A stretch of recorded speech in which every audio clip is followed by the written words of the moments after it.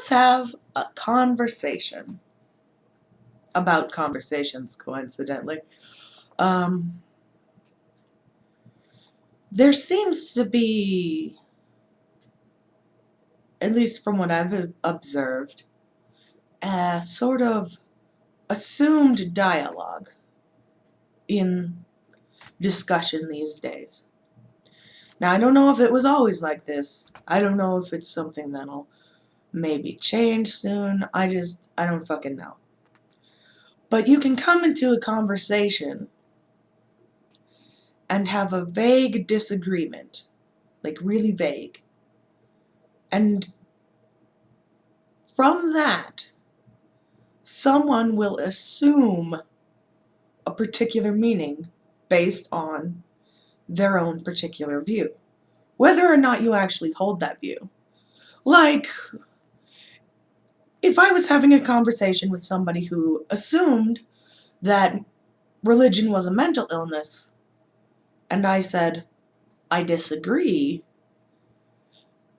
they would have certain assumptions based on that.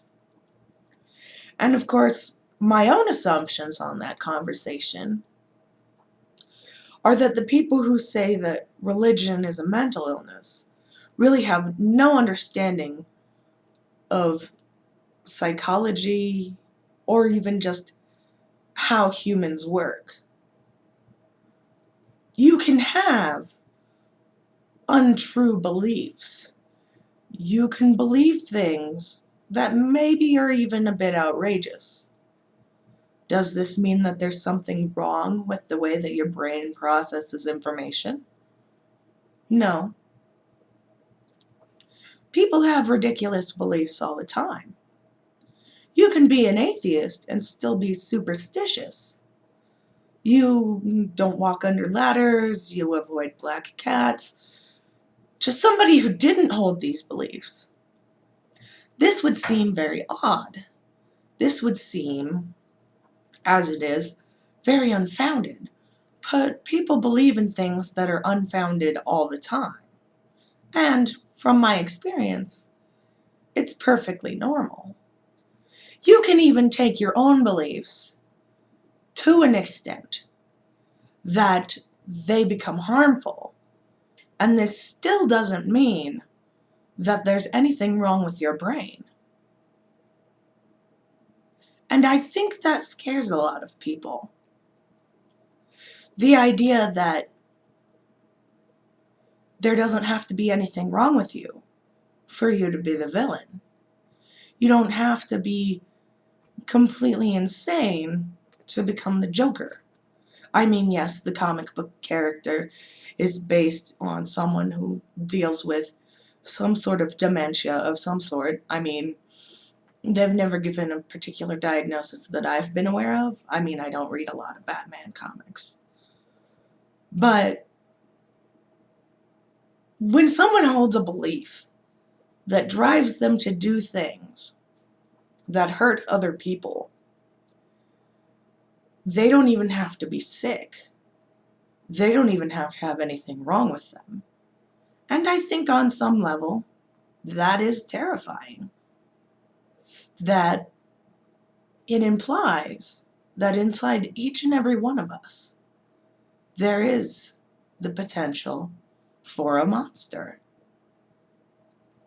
And so we like to, for our own comfort, for our own emotional security, other these things that make us uncomfortable, to sort of assure ourselves, oh, that could never happen to me.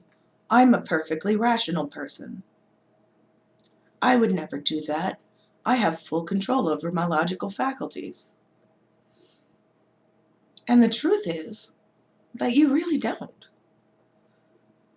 For every single person on this planet, there are at least that many individual ideas, which may or may not be held by others.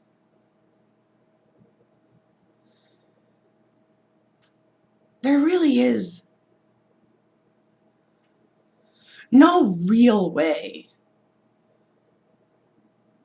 to be able to point at something and say, well, that's where the evil comes from. There isn't. And it's frightening.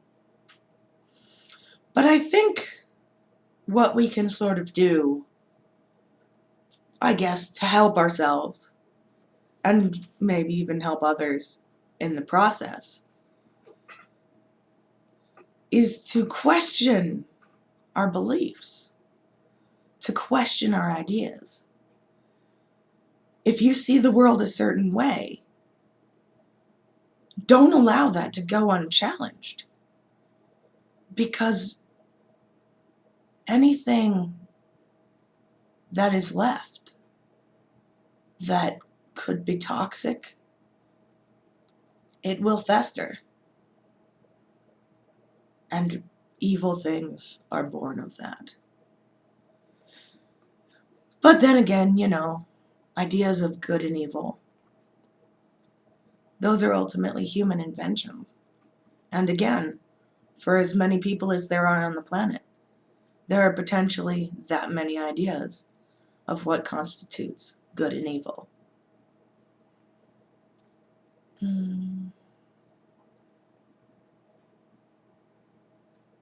I don't know, I'm kind of rambly.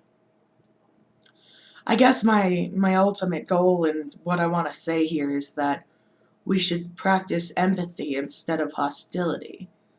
That we should try to understand one another just a little bit better every day. And that even if we don't hold the same beliefs, that doesn't mean we have to be enemies. And that shouldn't keep us from being friends.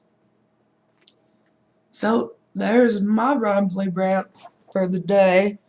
Enjoy your video, you shitlords.